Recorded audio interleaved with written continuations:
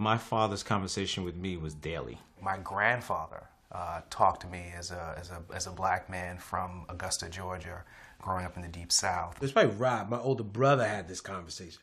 But then it's more of like, you know, wear a condom, do this. You know, it's like little man lessons. When a cop pulls you over. When you get pulled over, not if you get pulled over. At some point, you will get pulled over, and here is how you act. As a young black man growing up in New York, I've had, you know, a few run-ins with the police and being completely innocent. The people pull us out of the car, throw us on the floor. It's in February, so it's like snow and slush and stuff on the ground.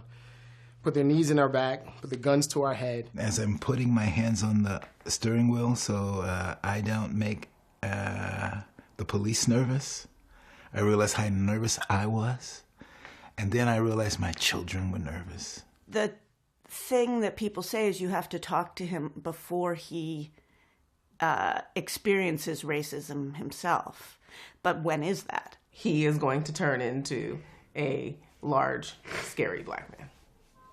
And that's not who he is, but that's how he will be perceived. I know what this kid's going to, he's going to look like him. You know, I know what he's going to look like.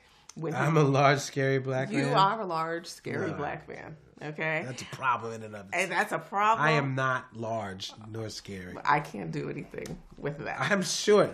Anyway, go ahead. It's frightening, and I'm being very light when I use the word frightening. If something goes wrong, your first line of defense, you know, the parents not being there, is to go to the police. If you're Caucasian. So, but I mean, yes, still, that's what you teach your children. Unfortunately, you know, it can't work for black children, right? It doesn't mean that every police officer is inherently a bad person. But what it does mean is that the police force, that institution, does not look out for your best interests. There's this unspoken code of racism and white supremacy that says that my life does not matter. You can put your hands up and say, and cooperate, and say that I'm choking and still be killed, and then there's no repercussions. It's maddening. I get so frustrated and angry about having to prepare my kids for something that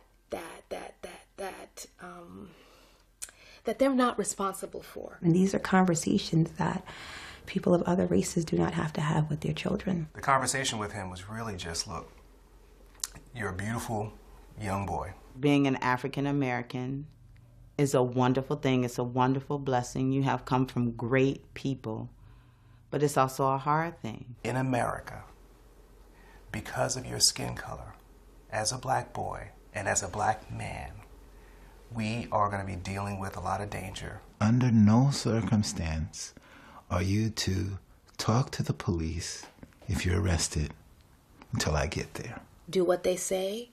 Don't get into any arguments. Make sure your hands are out of your pockets so they can see. These are the questions you can ask. This is who to call.